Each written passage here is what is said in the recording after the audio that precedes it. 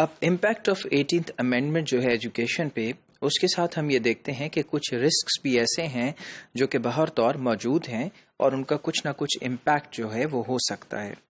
اور 18th amendment کے ساتھ ہم یہ دیکھتے ہیں کہ زیادہ چیلنجز جو ہیں وہ پروونسز کے سامنے آ گئے، ایک زیادہ ورک لوڈ ہے، ایک زیادہ رسپانسبلٹی ہے جو کہ ان کے کندھوں پر آ چکی ہے، اور اس کے تحت ہم یہ دیکھتے ہیں کہ نیشنل جو فائنانس کمیشن ایوارڈ ہے 2009 کا، اس کے مطابق جو پروونسز ہیں ان کا جو شیئر ہے ڈویزبل پول کے اندر اس کو انہانس کیا گیا۔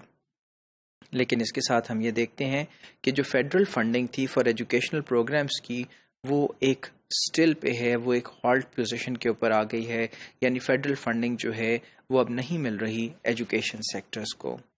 پروونشل گورنمنٹس شاید اس کی متحمل نہ ہو سکیں کہ ایلوکیٹ کر سکیں ریکوائرڈ ریسورسز کو جو کہ ایجوکیشن سیکٹر پلان کی ایسپریشنز کے مطابق ہیں اور جو کہ میٹ کریں آرٹیکل 25A کی جو کانسٹیٹیوشن کی شقیں ہیں ان کو۔ یعنی ہم ایسا کہتے تو ہیں، اسپائر تو کرتے ہیں، لیکن کیا جو فنڈنگ ہے وہ اتنی انف ہے؟ Because provinces are also facing different kind of problems in different areas,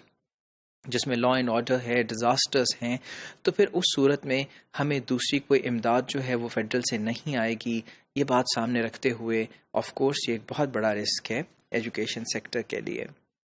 law and order اور ڈیزاسٹرز بھی جو ہے وہ ڈائیورژن آف ریسورسز جو ہے اس کے لیے جو ہے وہ کارآمد ہو سکتے ہیں۔ یعنی آپ یہ دیکھیے کہ جس طرح فلڈز آ جاتے ہیں، جس طرح کوئی اور ایکٹیویٹی ایسی ہو جاتی ہے جس میں لا اینڈ آرڈر خراب ہوتا ہے اور ہیومن ریسورسز اور ایلوکیشن آف فنڈز جو ہیں وہ زیادہ کرنے پڑتے ہیں، تو پھر اس صورت کے اندر یقیناً ایجوکیشن کے اوپر اثر جو ہے وہ پڑے گا۔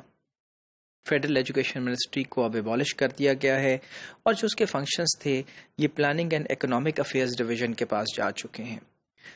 Now with that we see that capacity issues، سب سے بڑی بات کہ کیپیسٹی آپ کے اندر کیا ہے، ان چیزوں کو کنٹرول کرنے کی، ڈیولپ کرنے کی جو ایجوکیشن سیکٹر پلان کا حصہ ہیں وہ کیا ہیں۔ ڈونر کوارڈینیشن جو ہیں، یعنی ڈونرز کی آپس میں جو کوارڈینیشن ہے، جس طرح ہم نے DFID کی بات کی، US8 کی بات کی، یونائٹڈ نیشنز کے کچھ پروگرامز ہیں، یونیسکو کے کچھ لوگ ہیں جو کام کر رہے ہیں، تو پھر ان کی جو ڈیلیز ہیں اور ان کی کوارڈینیشن ہے، جن کے آپس میں ان کی بات چیت ہے گورنمنٹ کی اور ان ڈونرز کی، یہ بھی ہیمپر کر سکتے ہیں ہماری ان اچیومنٹس کو جو کہ ٹارگٹس کے لیے ہم نے رکھی ہیں کہ آن ٹائم شاید یہ سب کچھ نہ ہو سکے۔ So the provinces have to keep in mind that there are also some risks involved after the 18th Amendment.